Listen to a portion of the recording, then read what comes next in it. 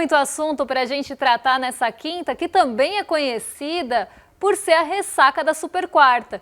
Então vamos conhecer como é que ficam os juros reais aqui no Brasil e no mundão, como é que fica essa trajetória da Selic, o que o comunicado trouxe ou não trouxe, e mais trouxe do que não trouxe também, ou também não trouxe, né? Na verdade, ele trouxe aqueles pontos que a gente já tinha falado aqui, trouxe a fatídica frase ali da desancoragem das expectativas, isso continua aparecendo, mas não trouxe muita novidade, então trouxe e não trouxe.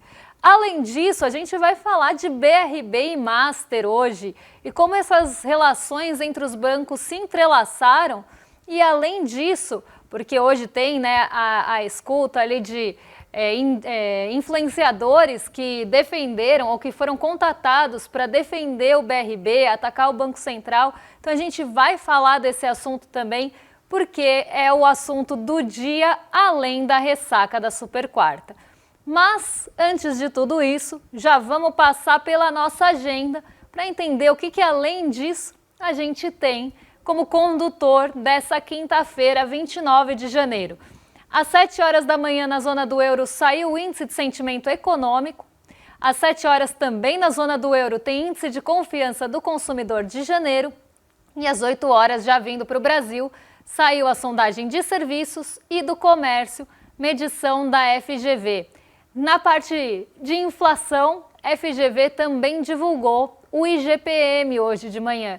IGPM conhecido como o índice do aluguel, e a gente traz esse dado para vocês com mais detalhes na segunda-feira. Às 8h30 da manhã também saiu nota de crédito aqui no Brasilzão, divulgação do Banco Central. Nota de crédito, que é aquele documento interessantíssimo do Banco Central que mostra a prática das taxas de juros, como estão as taxas médias de juros praticadas aqui no Brasil e como está o endividamento da população também.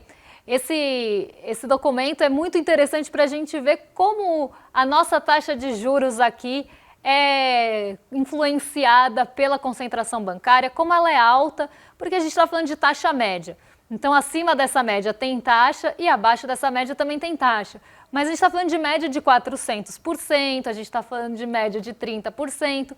Então, como essa prática dos juros acaba também sufocando o brasileiro e como isso é consequência não da inadimplência, como falam por aí, mas sim dessa concentração bancária e dessa alta taxa de juros, que é o que a gente vai discutir hoje também.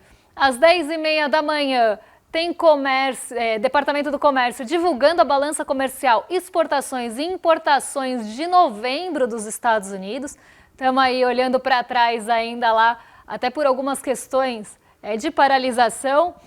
O pedidos de auxílio-desemprego também o dado de pedidos de auxílio-desemprego também foi divulgado hoje, às 10h30 nos Estados Unidos. E lá também saiu o custo unitário de mão de obra. Mais tarde, ao meio-dia, tem encomendas à indústria e estoques no atacado. E à 1h30 tem o Piero Cipollone, que participa de uma conversa virtual em um fórum na Itália. Ele que é dirigente do Banco Central Europeu, não sabemos sobre o que é o fórum, mas ele vai participar à 1h30 lá na Itália desse fórum. Já pegando aqui o gancho para falar do nosso fechamento de ontem. Ontem a gente teve novo recorde na Bolsa, apesar da taxa de juros, apesar da expectativa pelo Copom. A nossa Bolsa e os mercados ignoraram o exterior, basicamente, ignorou o Fed e o comunicado do Banco Central dos Estados Unidos, que acabou dividindo um pouco o mercado, acabou levando até Nova York para uma situação um pouco pior do que estava no começo do dia, mas aqui a gente deixou tudo isso de lado, passamos por cima e renovamos novos recordes históricos. Lembrando que só aí da última vez que a gente renovou recorde até agora foram quase 20 mil pontos de alta. Então não tá pouca coisa, a nossa bolsa continua com esse fôlego e o dólar ficou, eu tô toda perdida aqui, tô parecendo o John Travolta aqui olhando para as câmeras. O dólar ficou abaixo dos 5,30, continuou ali aos R$ 5,20, cotado na mesma proporção ali do dia anterior, sem muita movimentação. Mas vamos ver aqui como fica o nosso painel de dados do fechamento de ontem, eu vou explicando à medida que eles forem passando. O Ibovespa subiu 1,52, como eu falei, quase 20 mil pontos do último recorde, que tinha sido ali na casa dos 166 mil pontos.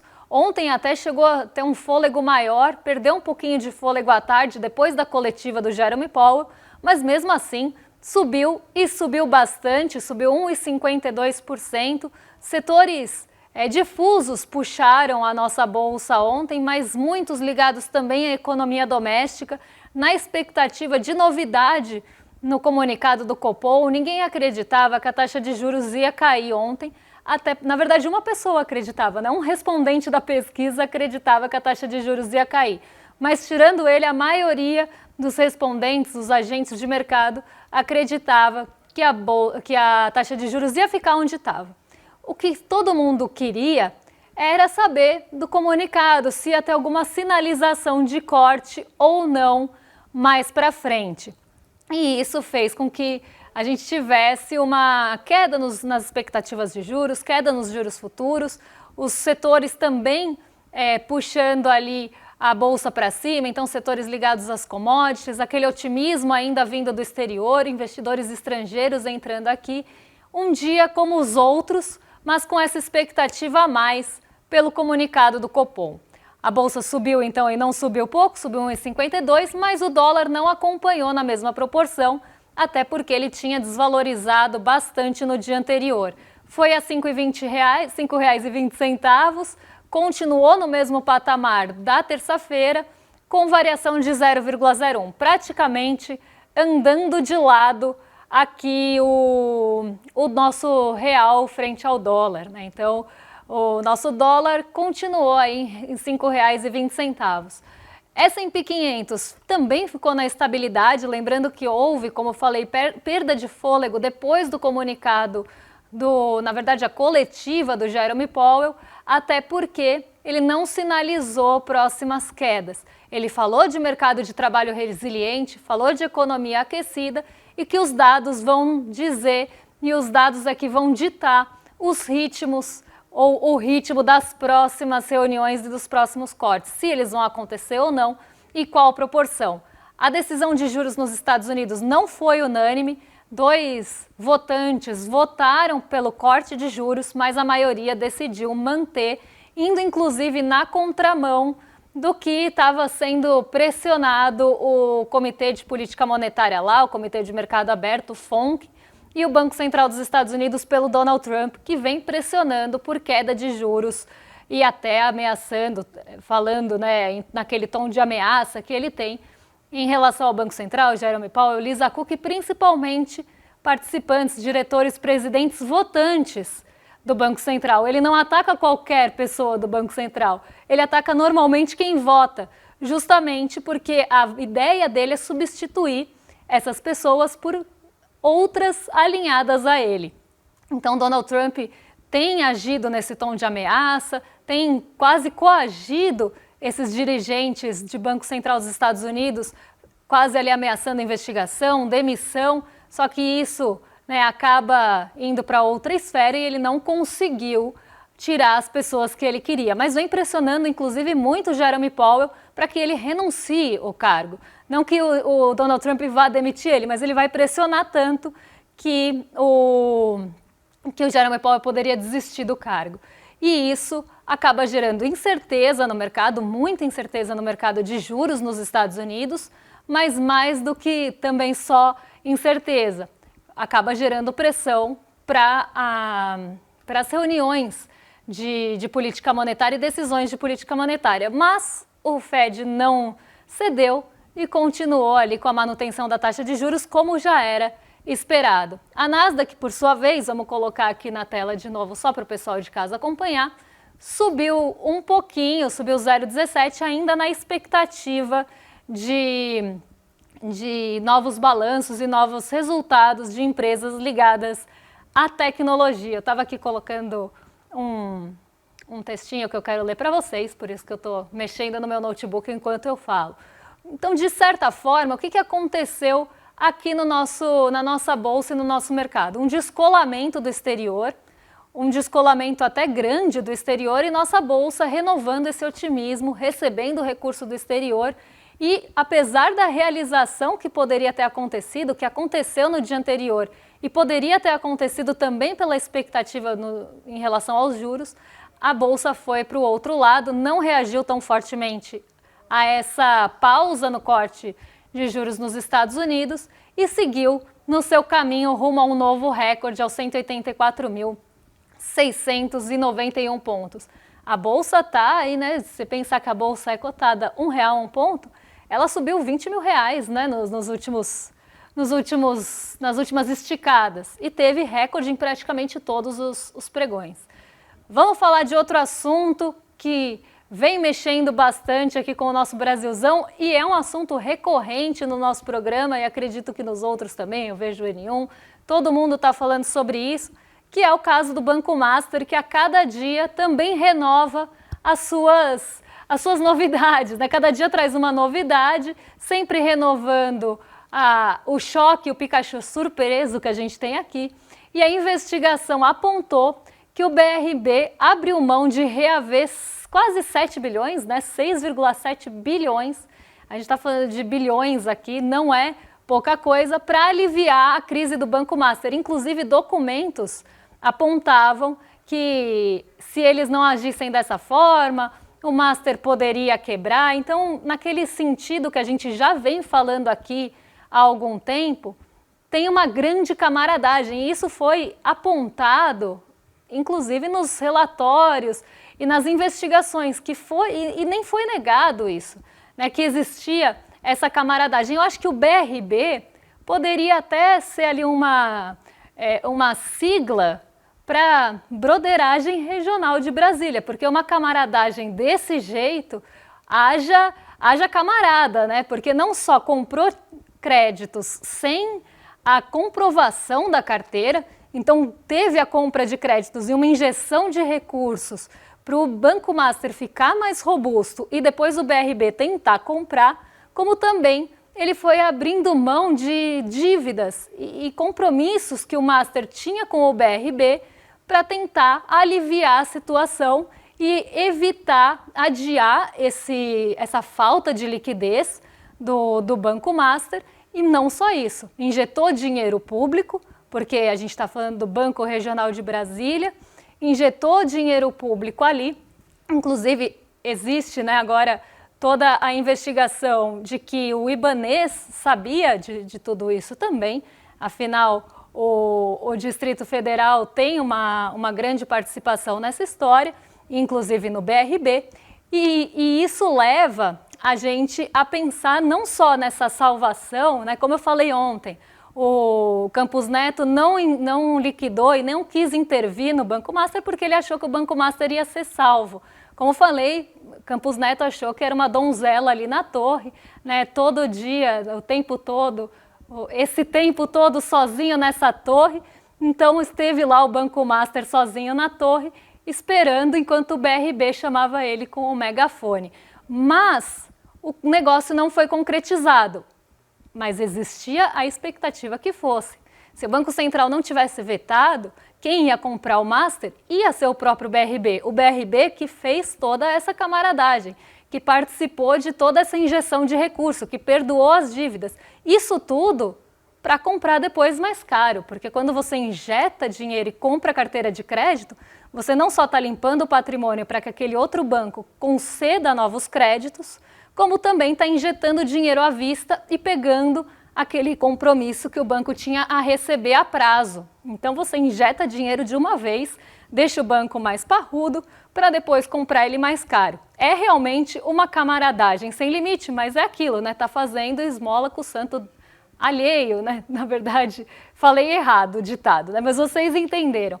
Tava ali fazendo milagre com o santo dos outros, porque o dinheiro do BRB muitas vezes vem do dinheiro público e você está injetando num banco privado para depois tentar comprar.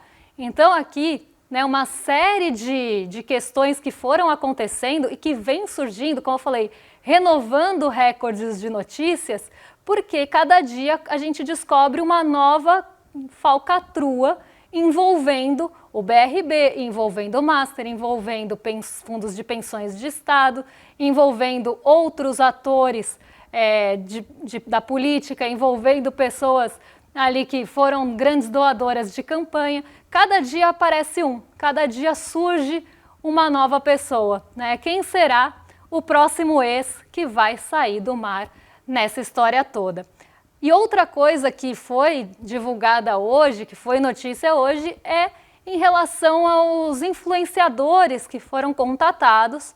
Alguns, né, negaram a proposta, mas que sim foram contatados para fazer não só propaganda do Banco Master, mas do Banco BRB, e também defender, de certa forma, o Master como um efeito colateral, mas limpar ali a barra do BRB e atacar o Banco Central. Isso está sendo investigado já, e os influenciadores relataram essas propostas para defender a imagem do BRB nas redes sociais e muitas vezes para atacar o Banco Central. E a gente sabe o poder que isso tem, e até atentando, se você ataca o Banco Central, se você tenta descredibilizar o Banco Central, que é uma instituição importante, um órgão importante aqui do Brasil, atacando o sistema financeiro de certa forma.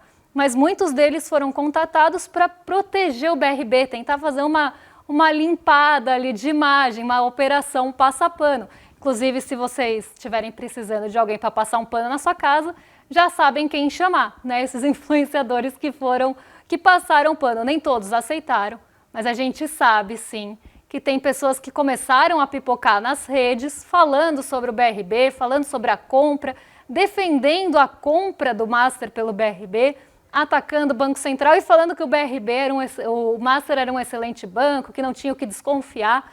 A gente viu esses vídeos rolarem nas redes, eu fui impactada inclusive por alguns, outros foram enviados a mim, inclusive alguns que eu já tinha visto, mas tem aí um pessoal que falou sobre esse assunto, inclusive pessoas de fora do mercado, para tentar trazer essa sensação de isenção. Primeiro ponto, não existe isenção e imparcialidade no sentido de quando você fala de um lugar, você já está colocando a sua ótica ali, né? Então, essa ideia de tecnicismo e imparcialidade, a gente sabe que nunca é só técnica e nunca é só imparcial. A partir do momento que sou eu falando aqui para vocês, eu estou carregando comigo as minhas vivências, eu estou carregando toda a minha bagagem teórica, eu estou carregando a minha bagagem de vida e eu estou colocando o meu óculos para ler aquilo e passar para vocês. Então não caiam nessa de técnico, de imparcial. Agora, o que faltou aqui foi Bom, o que sobrou foi cara de pau, mas o que faltou foi justamente, né, esse senso de saber que você estava atacando um órgão, que você estava defendendo por dinheiro um banco que está enrolado e cheio de problemas. E que isso poderia, no final das contas, prejudicar pessoas que não têm nada a ver com isso. Então, uma pessoa que vê o vídeo ali, que é influenciado, impactado, decide colocar o dinheiro no Master porque acha que é uma boa ideia e acaba, né, agora caindo no FGC.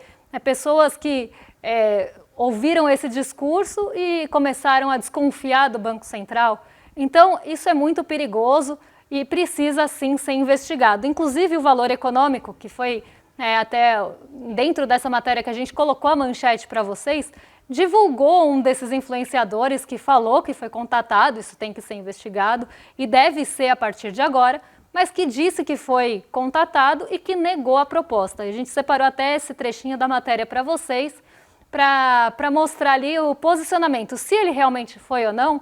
Agora isso que seja investigado e ele seja ouvido nessa investigação. Mas a gente viu uma série de pessoas que começaram realmente a falar despretensiosamente, tecnicamente, em relação ao Banco Master, em relação ao BRB e ao Banco Central. Aqui ele colocou, né, vamos ver se isso realmente é verdade com as investigações, mas o que foi divulgado hoje pelo Valor Econômico é justamente esse contato do BRB em relação ao influenciador, qual era o objetivo da ação. Então, o objetivo da ação de marketing aqui da campanha é que o BRB tenha a chance de explicar as medidas de contenção de danos e as ações de recuperação para que os convidados do almoço, e aí parece que teve um almoço, um convite de almoço com esses influenciadores, divulguem de maneira transparente e objetiva essas informações. E aí, ele tem aí o local, o dia do almoço a definir em São Paulo, e aí entrega uma presença no almoço, stories que achar necessário para relatar de forma honesta o evento e um Reels com um resumo, e direito de imagem para postar. Então aqui parece que houve um convite para esse almoço, onde seria apresentada toda a defesa do BRB, como isso deveria ser passado para as pessoas e que eles deveriam, né, publicar isso para suas redes para difundir e defender e passar pano para o BRB, para o Master e aqueles também que estão sendo pagos ou foram pagos ou contatados para atacar o Banco Central, que eu acho que de tudo aí é o pior, né? Porque atacar o Banco Central é atacar um órgão e tentar descredibilizar esse órgão. E defender o Master também, porque muitas pessoas colocam a imagem para falar, compra esse CDB, não vai dar nada, tem o FGC. E isso também é muito perigoso, porque sempre tem um interesse por trás. E nesse caso aqui é justamente o interesse financeiro. Se ele foi contatado ou não, cabe agora a investigação e mais a fundo nisso, mas está aqui o relato que saiu hoje no Valor Econômico. Vamos pegar esse restinho de programa e esses minutos finais para falar de taxa Selic, porque a taxa Selic, sem surpresas, foi mantida ontem. Continuamos com a nossa taxa Selic nas alturas, 15% ao ano, e houve a sinalização que pode começar a ter corte a partir de março. Só que outras coisas também continuaram ali no comunicado. Eu até tinha, se eu fizesse um bingo, a gente podia jogar aqui o bingo, né? Vamos ver o que vai aparecer no comunicado e a gente vê se a gente faz o bingo do comunicado do Copom. Porque vários aspectos do mês passado, apesar da mudança de cenário, principalmente em relação à inflação, continuaram aparecendo no comunicado, como, por exemplo, as tais expectativas desancoradas. Eu falei ontem no ICL Notícias primeira edição que eu queria ver se essa frase ia continuar, mesmo que ela não faça sentido na leitura atual do cenário de inflação, e ela continua. Inclusive, tem uma dúvida da nossa audiência, que foi enviada via chat aqui pra gente, que fala justamente sobre isso. Foi uma dúvida do dia do IPCA 15, então vamos colocar aqui na tela, porque faz todo sentido até com essa leitura e por que os juros estão tão altos e você tem essa ligação ou não com a questão inflacionária. Eu ia perguntar se o IPCA 15 de 12 meses projetado em 4,52, na verdade aqui não é nem projetado, é o calculado para a prévia da inflação. No teto da meta, então qual é o espaço real que o Banco Central ainda tem para continuar o ciclo de corte de juros sem comprometer a inflação do ano? Vamos lá, tá? Eu acho que esse é um ponto que vale até um pouquinho de tempo para a gente ficar, porque nem sempre, ou quase nunca, essa Selic ela vai ter influência de fato na inflação. Claro que ela vai ter influência na inflação, porque a inflação é uma média ponderada. Então você tem uma série de grupos, a gente sempre vê isso, por isso que eu gosto de trazer os grupos, os itens, porque a gente tem uma série de grupos e itens, e eles não têm o mesmo peso na composição da inflação. É uma média ponderada de vários itens, de vários grupos, de várias regiões do país, porque a gente está falando de um indicador macroeconômico, de um indicador que vai tentar trazer a realidade do país todo. Então existe essas ponderações e ela é sempre uma média. Se você tem, por um lado, uma inflação de alimentos, por exemplo, pressionando, por outro lado, você pode ter um outro grupo de inflação que não esteja tão alto assim. Vamos pegar, por exemplo, a inflação de serviços, que pode ser influenciada pela taxa Selic. Aí eu pergunto para vocês, subir a Selic para 15 vai diminuir o preço do café, que é negociado internacionalmente, é uma commodity? Não. Vai diminuir, por exemplo, o preço de petróleo, que também é commodity negociada no mercado internacional? Não. Vai diminuir o preço dos alimentos que sofrem porque são perecíveis no calor? Vai mexer com a temperatura? Vai fazer chover? Não.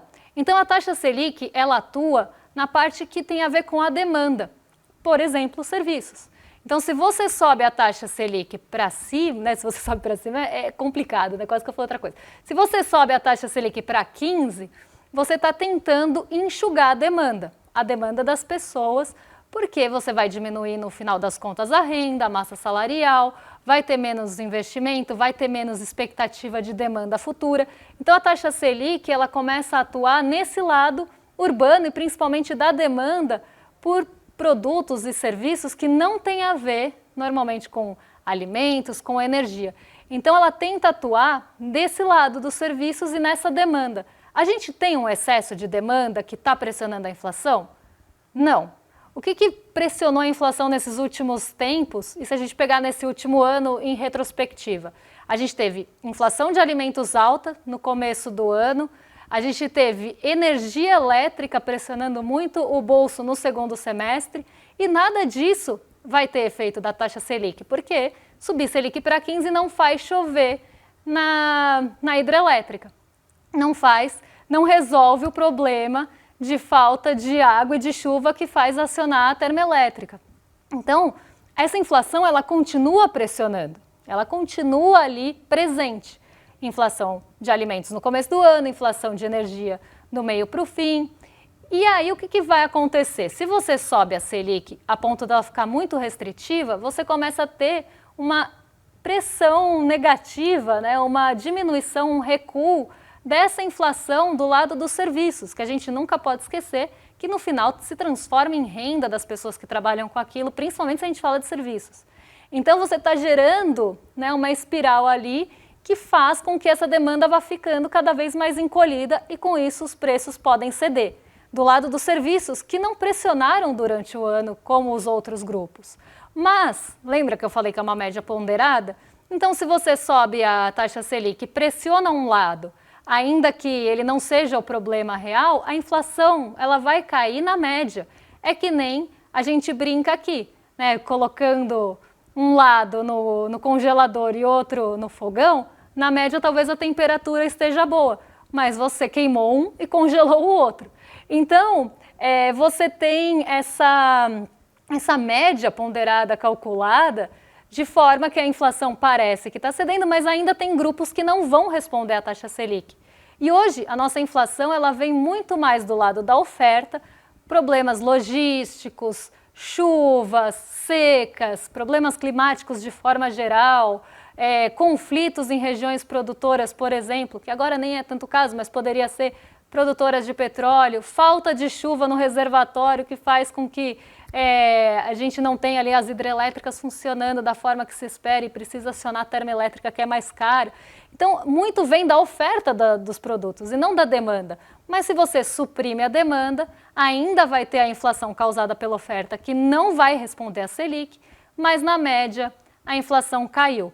E os problemas continuam ali presentes, porque eles não respondem à Selic. E a Selic, além de tudo, tem um custo social e econômico muito caro. Então, você está gerando, né, um custo econômico e social para o país para controlar uma inflação que poderia ter outras medidas além da Selic. Poderia ter outra medida além da taxa de juros alta. E aqui eu fecho o programa com isso, já convidando vocês para o Mapa da Mina, porque hoje com certeza a gente vai falar de inflação, com certeza a gente vai falar de juros e dessa eficiência, dessa eficácia ou não do controle inflacionário por meio dos juros, que é uma forma mais ortodoxa de olhar para a inflação e que muitas vezes descarta a oferta da conta. Olha só para a demanda e acaba não só, né, tendo esse custo, mas também sufocando a parte urbana do nosso país. Então, como eu falei, o custo é muito alto e a gente vai falar sobre isso no Mapa da Mina amanhã.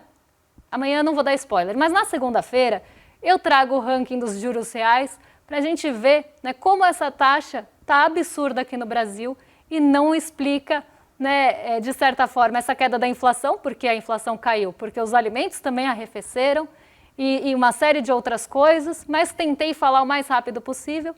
E agora vou jogar para os nossos vizinhos de cima, para o rolê ICL, porque o William De Luca e quem hoje vamos ver aqui, vamos descobrir, não vamos descobrir, William De Luca e Laura Cote de novo, estão prontos para receber vocês. Eu fico por aqui, mas quem estiver hoje no Mapa da Mina me encontra às 8 horas da noite. Então a gente ainda vai se ver hoje, eu tenho certeza, porque vocês vão se inscrever em iclmercado.com.br e amanhã eu estou de volta com um programa muito especial. Um beijão e até lá. É hoje.